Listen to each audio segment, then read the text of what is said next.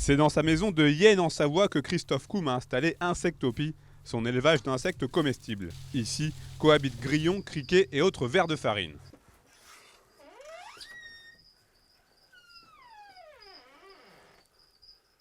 Voilà. Comme on peut voir, on les élève sur des volumes. C'est également un des avantages par rapport aux autres animaux.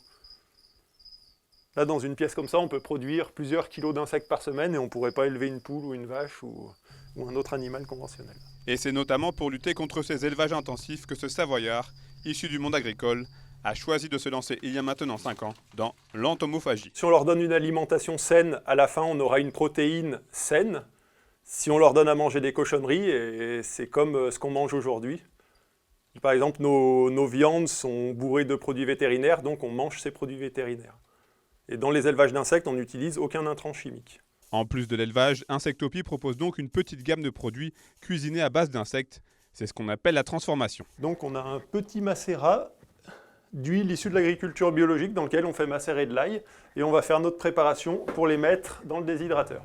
Pour Christophe Koum, Insectopie représente un véritable aboutissement, car ce type d'agriculture présente quelques attributs non négligeables. Ce sont des animaux à sang froid, donc la quasi-totalité de ce qu'ils mangent sert à faire leur masse. C'est ce qui explique qu'il faut 10 fois moins de nourriture pour produire autant de nutriments d'insectes que de nutriments de bœuf. On n'utilise pas d'eau, il n'y a pas d'eau qui est nécessaire.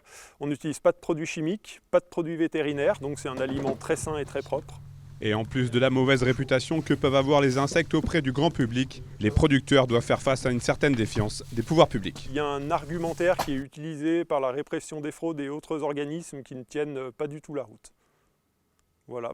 Sans doute parce qu'on ne fait pas marcher une certaine industrie, sinon je ne vois pas d'autres raisons. Insectopie est désormais présent sur les marchés et intervient auprès des jeunes. Rendez-vous donc à Yenne pour déguster des biscuits salés ou sucrés, ou encore des insectes déshydratés.